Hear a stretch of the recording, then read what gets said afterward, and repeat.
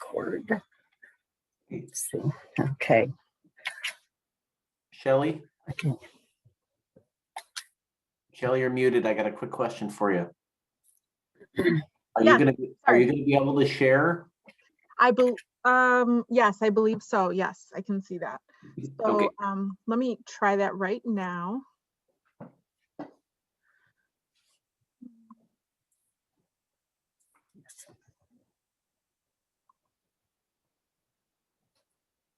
Can you all see my screen? Yeah. Yes. Yes. Is it, do you see yourself twice? I see a castle and a PowerPoint. Okay, good. Yeah, you need to make the power, there you go, bigger. Could you make it the whole screen? Yep, I'm doing that now. How's that? Yeah. And I also put in the chat, I'm your point person. I put in the chat the sign-in sheet because they want to do statistics on how many attended each of the sessions. So if you will go to that link and sign in, that is in the chat room. Gail, should we start now? Or should we wait a little Yeah, go ahead. And yeah, go ahead and get started. Okay, we need to record this, so I think I'm able to do that. Oh, I clicked record Oh, great. already. So Oh, good. It wasn't going to let me anyway. Okay, good. No, you have to be a co-host. So they made all of us co-hosts that are going to be sitting in to put in the attendance link and to record. That was in our directions. That's So- amazing. I appreciate your help. We appreciate your help, Gail. Thank you. Okay, so Okay, so we will go ahead and get started. We will first introduce ourselves. My name is Shelly Barkley. I am one of the academic deans at the college, Sauk Valley Community College. Myself and Josh, who's my kind of partner in crime today, who I will let him introduce himself in just a second. We are here, very excited to be a part of this summit work that the team has been doing, and we welcome you all to this day and to this breakout session. So our goal today is we've been asked to talk with you all about dual credit and its link or component of the education pathways that we are trying to bridge for students. So we are going to talk today a little bit about dual credit and how that plays into pathways for students. And part of our presentation is going to be a little background information about dual credit to help make sure everyone is on the same page with understanding about what the role and the purpose of dual credit is for students. And we're also going to talk a little bit about how that plays into endorsements and specific teacher shortage pathways that we're looking to fill. So Josh, would you like to introduce yourself? Sure. Really briefly, Josh West, Dean of Business Career and Technical Programs at Sauk. So in other words, Shelly's over the transfer programs. I'm over the career and technical programs outside of the health sciences. So those are designed for students that are looking to go directly into the workforce as opposed to transferring to a four-year institution. And so those are kind of the two sides of the house that Shelly and I are on. And so we can add some perspective for either side of those houses. Yep, great. Okay, so we'll go ahead and get started. We have a few slides today, and then the second part of our half hour together, we would like to open up for conversation, dialogue, and questions. So we hope to kind of move through our presentation quite quickly for you. Stop us if you have any questions, just kind of shout out. Dual credit is an opportunity that is leveraged for students to increase their access to post-secondary learning opportunities at the same time that they are enrolled in their high school coursework. So the idea of dual credit, which we'll kind of define a little bit more as we go, is that students are receiving both high school credit and college level credit simultaneously while they are enrolled as high school students. Dual credit is a great opportunity for students to access and take advantage of as high school students, because it does a number of things for them, and their motivation for taking a dual credit course may vary. But a couple of those highlights or advantages include acceleration. So it allows students to accelerate their pipeline or their pathway into post-secondary coursework. It increases access for those students. So students are able to perhaps access college level coursework that they may not have been otherwise able to access due to cost, due to their desire to transition into the workforce more quickly. Whatever that might look like, it definitely is an opportunity for them to access coursework that serves a dual or a simultaneous purpose. And there is some affordability with taking dual credit coursework, as it is usually much, depending on the institution, it is usually more cost effective for students to take dual credit college level courses than it is for them to take those same courses when they transfer to their 2 or 4 year institution. And we'll talk a little bit about what the cost is related to Sauk Valley area or region for our students in just a moment. Dual credit students have access to both certificate and degree related coursework intended for either direct workforce readiness or transfer to a 2 or 4 year institution. And students who are seeking dual credit opportunities have a number of avenues in which they may choose or select a course for which they are desirous of taking at the high school level. Our students have the opportunity through SOC to access the full general education core curriculum while they are in high school.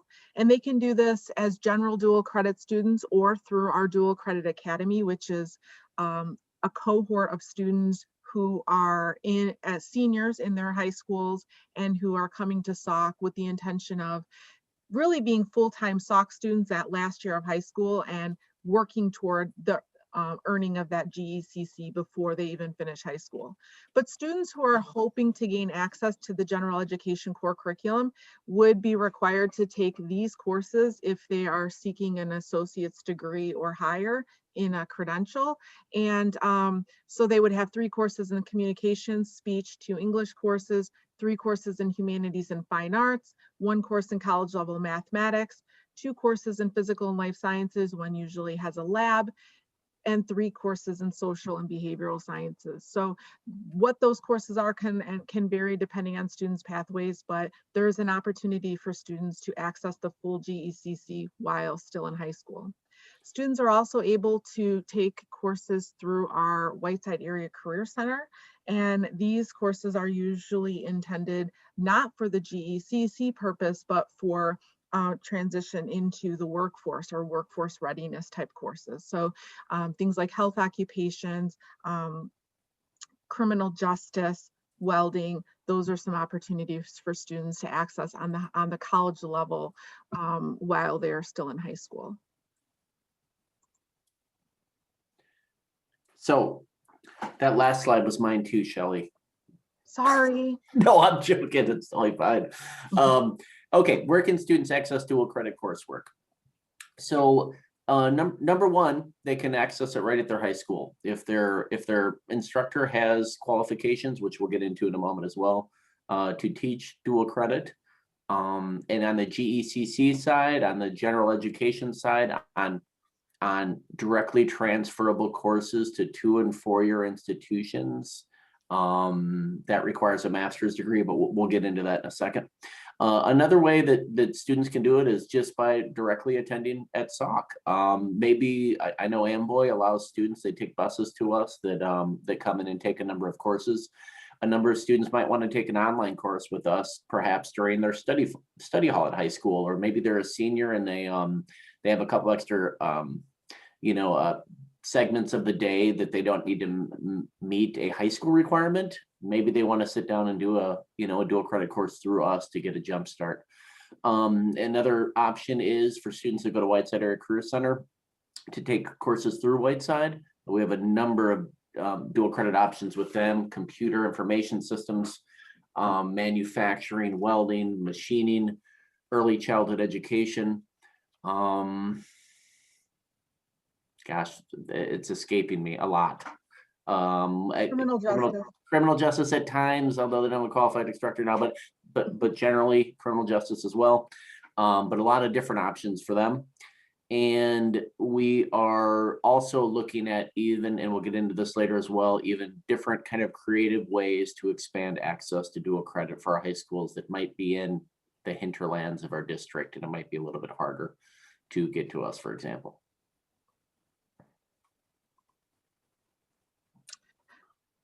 Okay, so what does it take for a high school to be able to offer or facilitate dual credit within their institution in partnership with SOC or their two-year college?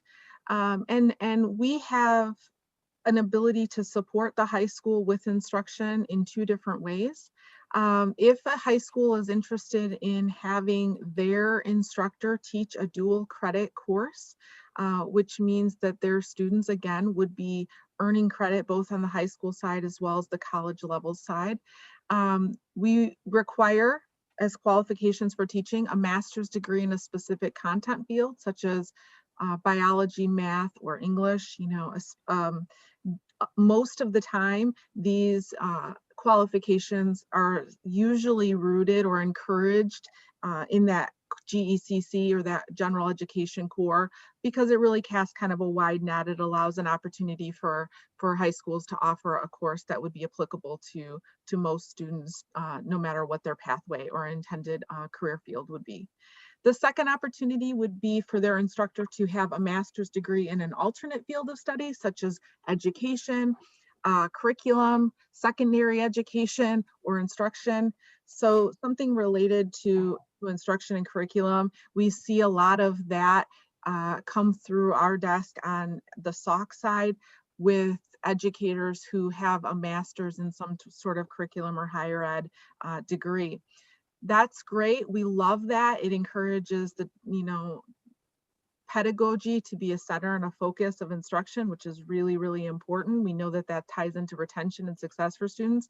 But we also really, on the college level side, need there to be specific coursework that is tackled in the specific content area or discipline area. So if an instructor has a master's degree in, say, post-secondary education, if they go back and get 18 graduate hours in a specific content area, such as math, then they are absolutely able to teach a course for us as well. So how can students qualify? Students are generally juniors or seniors that take dual credit. There are some exceptions, but really the barometer is to show that they are excuse me, college ready. And a lot of times that's done via placement testing.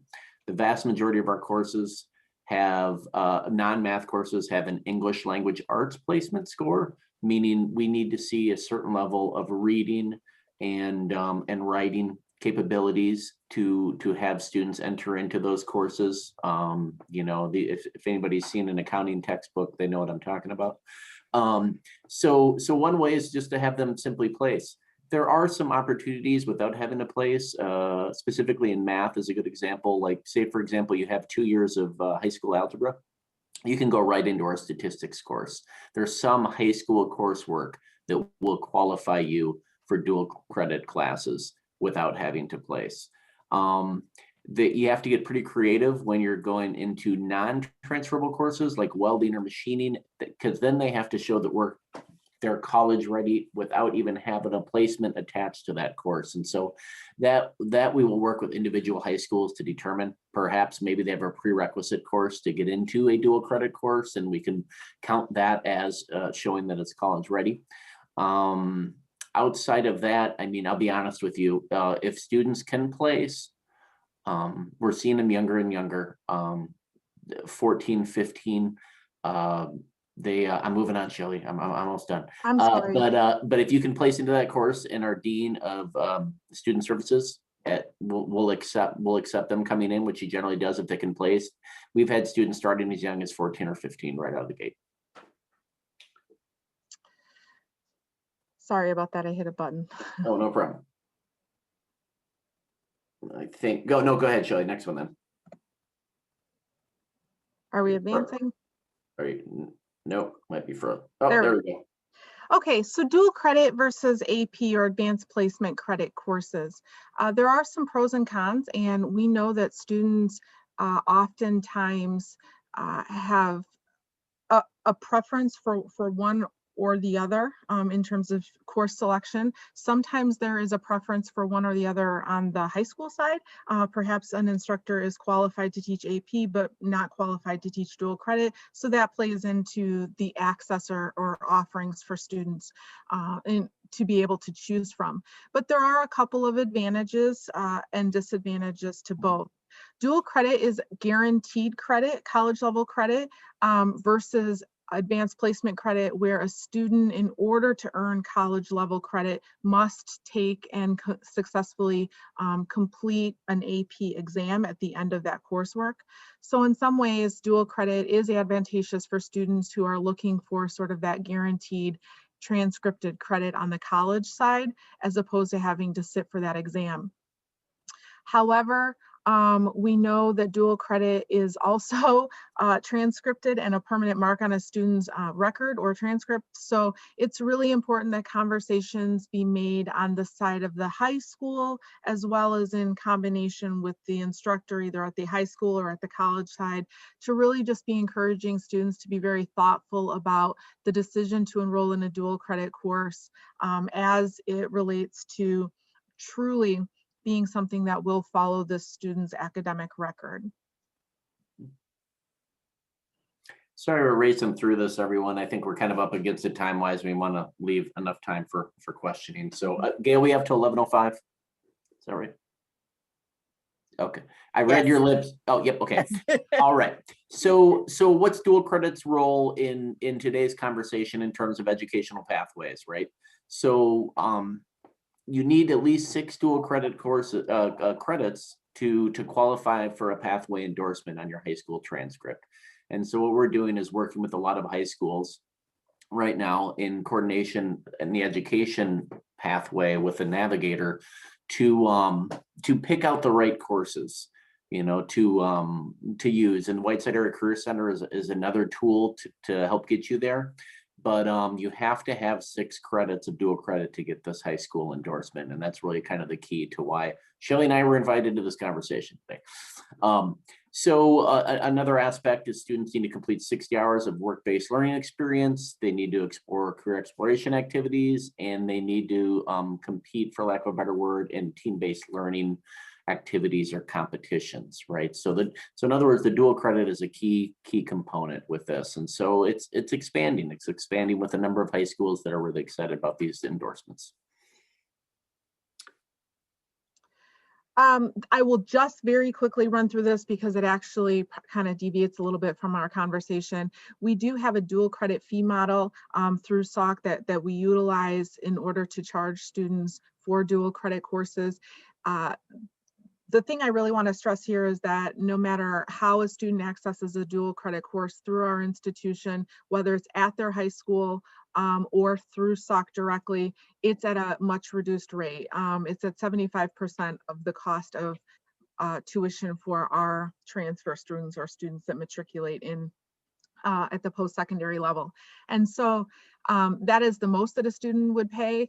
In some cases, if a student's taking a course at their high school, it's only $50 per class, which is quite a cost savings.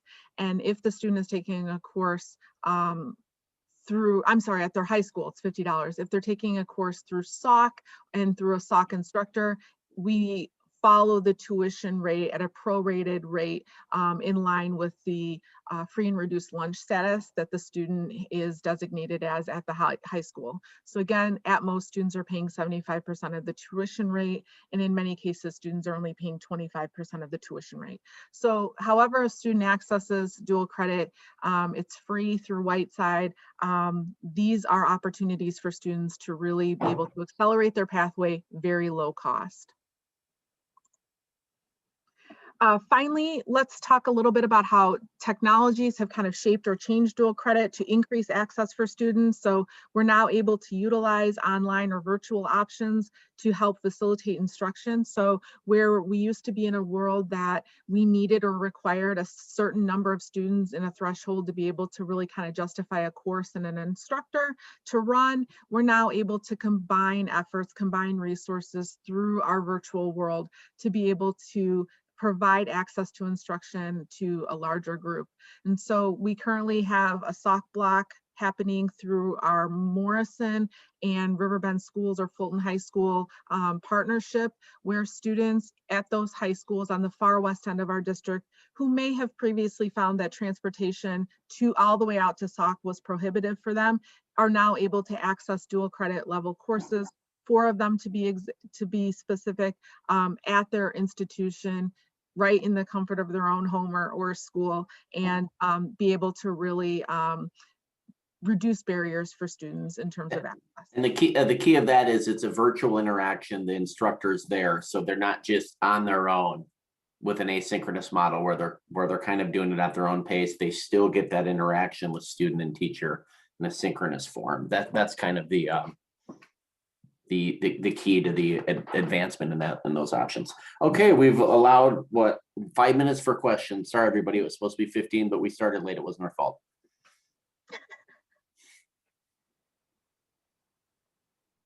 Nothing? We hurried through that for nothing? Come on. So ultimately, we're hoping that students not only funnel into the pathway of accessing higher education earlier, as long as they show readiness and an interest to do so, but also in ways and mechanisms that support their success and retainment as students, both at the high school level and at the college level. And so this really just ties into our conversation about pathways today, because as we think about what that keynote speaker said about, a pathway being an action that has a past, a present, and a future in terms of where that student has been and where they are going. This is a mechanism. Dual credit is one piece of that pathway that allows students to not only speed up that pathway and that acceleration of that pathway, but also to sort of get funneled into that pathway while they're exploring their high school career and or from the comfort of their own high school experience, meaning there's a lot of opportunities for students to be a part of the college level process much earlier while they are still in high school. Josh and Shelley, a quick question. In this area, who holds the keys to accessing these pathways? Is it SOC, or do the high schools themselves get to control who gets to place and who does not? Well, Shelley can correct me if I'm wrong, but that's a lot of the work that Janice and Angie do in terms of establishing the specific parameters and abilities to meet those certain benchmarks to get an endorsement.